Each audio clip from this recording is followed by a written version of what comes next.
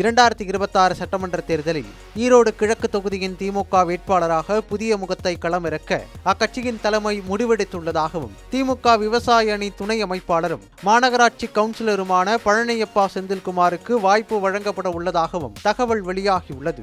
விருப்பமனு அளித்தவர்களிடம் நேர்காணல், வேட்பாளர் தேர்வு என அரசியல் கட்சிகள் பரபரப்பாக இருக்கும் வேளையில் அதிருப்தி வரிசையில் இருக்கும் எம்எல்ஏக்களுக்கு இந்த முறை சீட் கிடையாது என்றே நேரடியாக சொல்லிவிட்டதாம் திமுக தலைமை.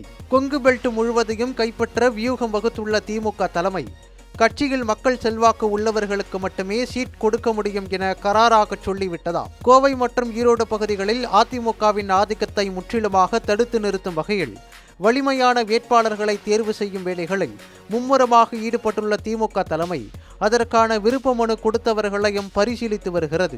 ஈரோடு கிழக்கு தொகுதியில் போட்டியிடவுள்ள மாவட்ட பொறுப்பாளர்களான செந்தில்குமார் மற்றும் திருவாசகம் இடையே கடும் புகைச்சல் நிலவுவதால் அவர்களை தவிர்த்து கட்சிகள் மக்கள் செல்வாக்கு உள்ள புதுமுக வேட்பாளர் குறித்து தலைமைக்கு தகவல் சென்றிருக்கிறது. அந்த வகையில் மாவட்ட செயலாளரும் அமைச்சருமான முத்துசாமி மற்றும் செந்தில் பாலாஜியின் விருப்ப தேர்வாக ஈரோடு கிழக்கு பகுதியை சேர்ந்த மாநகராட்சி கவுன்சிலர் பழனியப்பா செந்தில்குமாருக்கு வாய்ப்பு கிடைக்கும் என்று சொல்கிறார்கள் திமுக உடன்பிறப்புகள்.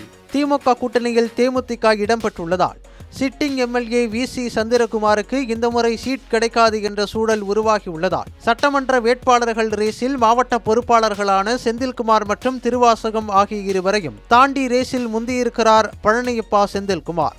முன்னெப்போதும் இல்லாத வகையில் இந்த தேர்தல் அதிக முக்கியத்துவம் வாய்ந்ததால் கோஷ்டி பூசல் இல்லாத நபருக்கே இந்த முறை சீட் வழங்கப்படும் என்ற திமுக தலைமை எச்சரித்துள்ளதை அடுத்து மாவட்ட செயலாளர் முத்துசாமியின் விருப்ப தேர்வாகவும் பழனியப்பா செந்தில்குமார் இருப்பார் என்கின்றனர் உடன்பிறப்புகள். மாவட்ட பொறுப்பாளர்களான செந்தில்குமார் மற்றும் திருவாசகம் ஆகிய இருவரும் சீட்டு வாங்குவதற்காக பல்வேறு வகையில் முயற்சி செய்து கொண்டிருக்கும் நிலையில் அவர்களுக்கு எதிராக புகார்கள் தலைமைக்கு சென்ற வண்ணம் இருக்கிறதா? ஈரோடு கிழக்கு தொகுதியை பொறுத்தவரை அது ஈரோடு மாவட்டத்தின் இதயம் என்பதாலும் வணிகம் சார்ந்த பகுதியாக இருப்பதாலும் எல்லோரிடமும் அறிமுகமான வேட்பாளருக்கே வாய்ப்பு கிடைக்கும் என சொல்லப்பட்டது. அந்த வகையில் பாரம்பரிய வணிக குடும்பத்தில் இருந்து வந்த பழனியப்பா செந்தில்குமாருக்கு அங்குள்ள முதலியார் மற்றும் இஸ்லாமியர்களின் வாக்குகள் அதிகமாகவே கிடைக்கும் என நம்பப்படுகிறது.